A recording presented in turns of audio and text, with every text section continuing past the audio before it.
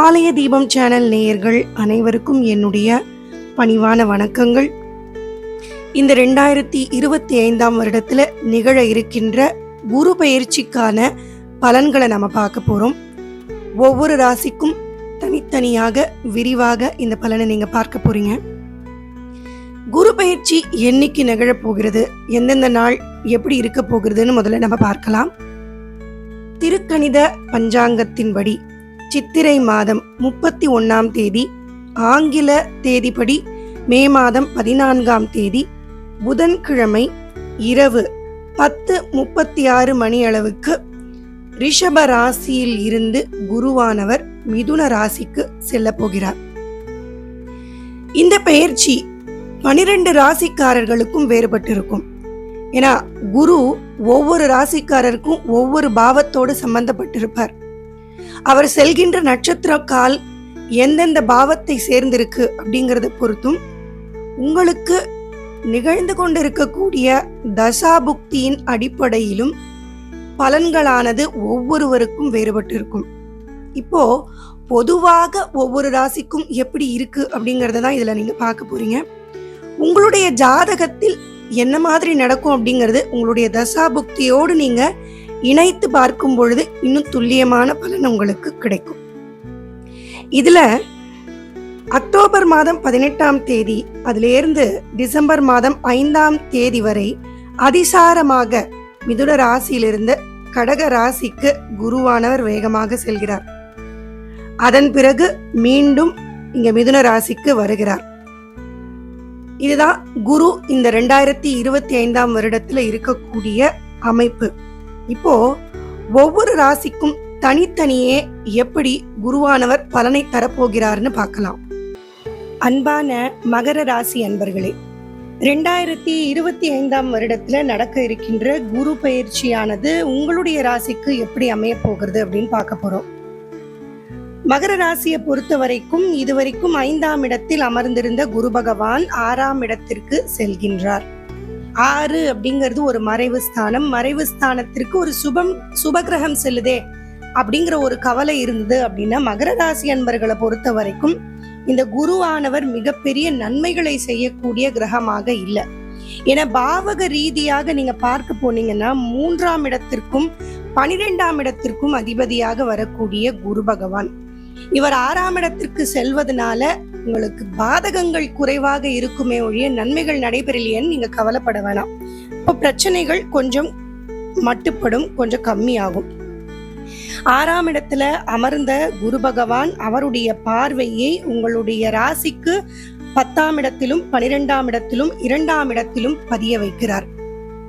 இதுல ஒரு நல்ல அமைப்பு என்ன அப்படின்னா குடும்பஸ்தானத்திற்கு தனஸ்தானத்திற்கு குருவின் பார்வை, ஒரு சுபகிரகத்தின் பார்வை விழுகிறது.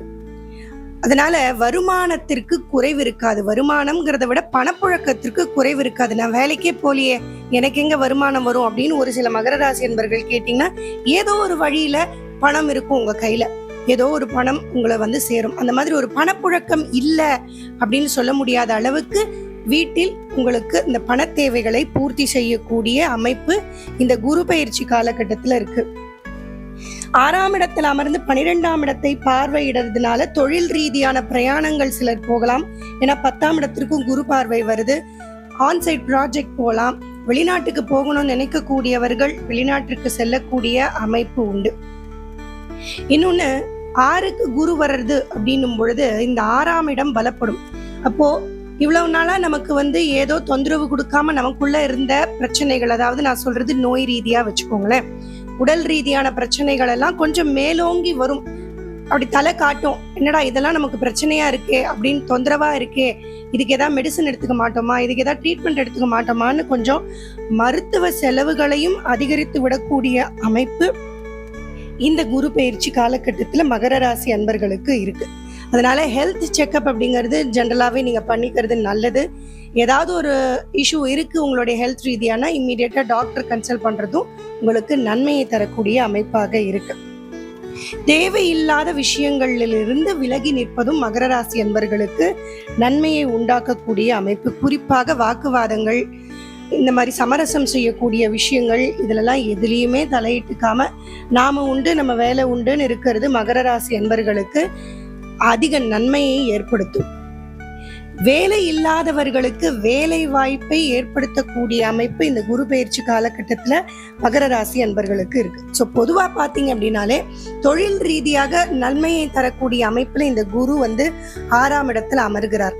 அது வேலை தேடுபவர்களுக்கு வேலை கிடைக்கிறது, வியாபாரம் செய்பவர்களுக்கு தொழில் அபிவிருத்தி ஆகக்கூடிய அமைப்பு, இல்லை தொழில் தொடங்குவதற்கு கடன் உதவிகள் பெறக்கூடிய அமைப்பு, இந்த மாதிரி ஏதோ ஒரு வகையில உங்களுடைய தொழில் ரீதியான வளர்ச்சிக்கு இந்த குரு பெயர்ச்சி மிகவும் உறுதுணையாக இருக்க போகுது. அதனால ஜாப் சேஞ்ச் வேணும்னு நினைக்கிறவங்க, இல்ல நான் வேலையை விட்டுட்டு தொழில் தொடங்கணும் அப்படின்னு நினைக்கக்கூடியவர்கள், இந்த கூட்டு தொழில் வியாபாரம் பண்ணலாமா அப்படின்னு நினைக்கக்கூடியவர்கள், இவர்கள் எல்லாமே இந்த குரு பயிற்சி காலத்துல ட்ரை பண்ணலாம். எல்லாமே ஒரு தடவை ஜாதகத்தை செக் பண்ணிட்டு இறங்குறது இன்னும் கூடுதல் நன்மையை தரும். எதிர்பாராத பண வரவுகளை இந்த குரு பயிற்சி காலத்துல நீங்க எதிர்பார்க்கலாம். வருமானம் தவிர்த்து வேறு வழிகளிலையும் உங்களுக்கு பணம் சேரக்கூடிய அமைப்பு இந்த குரு பயிற்சி காலகட்டத்துல இருக்கு. உங்கள் உடன் வேலை செய்பவர்களை நீங்கள் அனுசரித்து நடந்து கொள்ள வேண்டிய காலகட்டம். நாம நல்லதே சொன்னாலும் எதிர்க்க இருக்கவங்களுக்கு அது புரிய போறதில்லை அப்படிங்கிறத நல்ல மனதுல இந்த குரு பயிற்சி காலகட்டத்துல மகர ராசி அன்பர்கள் ஏற்றுக்கொள்ளணும். ஏன்னா நம்ம நல்லதை தானே சொல்றோம், ஏன் ஏத்துக்க மாட்டேங்கிறாங்கன்னு நம்ம அதை ஸ்ட்ரெஸ்ஸா எடுத்துக்காம நம்ம நல்லதே சொன்னாலும் ஏத்துக்க போறது இல்லை அப்படிங்கிற மனநிலைமைக்கு வந்துட்டோம்னா யாருக்கும் எந்த அட்வைஸும் நமக்கு கொடுக்க மாட்டோம். நம்மோடு உடன் இருப்பவர்கள், அது வேலை செய்யற இடமா இருந்தாலும் சரி, வீடாக இருந்தாலும் சரி, வாழ்க்கை துணையாக இருந்தாலும் சரி, அவர்களுக்கு ஏற்றுக்கொள்ளக்கூடிய தன்மை இருக்காது, ஒத்துழைப்பு கிடைக்காது. அதனால நம்முடைய வேலையை நாம தான் செய்து கொள்ளணும் அப்படிங்கிற ஒரு மனப்பக்குவத்திற்கு நீங்க வந்துடுறது நல்லது. கணவன் மனைவி இடையே புரிதல்களை நீங்க அதிகரித்து கொள்ள வேண்டும். கூடுமான வரையிலும் மௌனமாக சென்று விடுவது நல்லது. அது வாக்குவாதமா நீங்க இன்க்ரீஸ் பண்ணிக்காம கூடுமான வரையிலும் நீங்க மௌனமாக சென்றுட்டீங்க அப்படின்னாலே திருமண வாழ்க்கை ஓரளவுக்கு உங்களுக்கு அமைதிகரமாக செல்லும். தாயினுடைய ஆரோக்கியத்திலையும் கொஞ்சம் கவனம் செலுத்துங்க. தாய் வழி உறவுகளிடத்திலேருந்து நமக்கு கிடைக்க வேண்டிய ஆதரவுகளோ இல்லை வேற ஏதாவது விஷயங்களோ கிடைப்பதுல தாமதமாகலாம். தாயின் வாக்குக்காக காத்துட்டு இருக்கீங்க, இந்த விஷயம் பண்ணணும், அம்மா ஓகே சொன்னா பண்ணிடலாம் அப்படின்னு வெயிட் பண்ற இடத்துல அந்த இடத்துலலாம் உங்களுக்கு சில ஏமாற்றங்கள் கிடைப்பதற்கான வாய்ப்புகள் உண்டு. மாணவர்களாக இருக்கக்கூடிய மகர ராசி அன்பர்கள் படிப்பில் சற்று கவனத்தை அதிகம் நீங்க செலுத்த வேண்டும். கடினமாக உழைத்தால்தான் நல்ல மதிப்பெண்களை எடுக்கக்கூடிய அமைப்புல இந்த குரு பயிற்சி காலகட்டம் இருக்கு.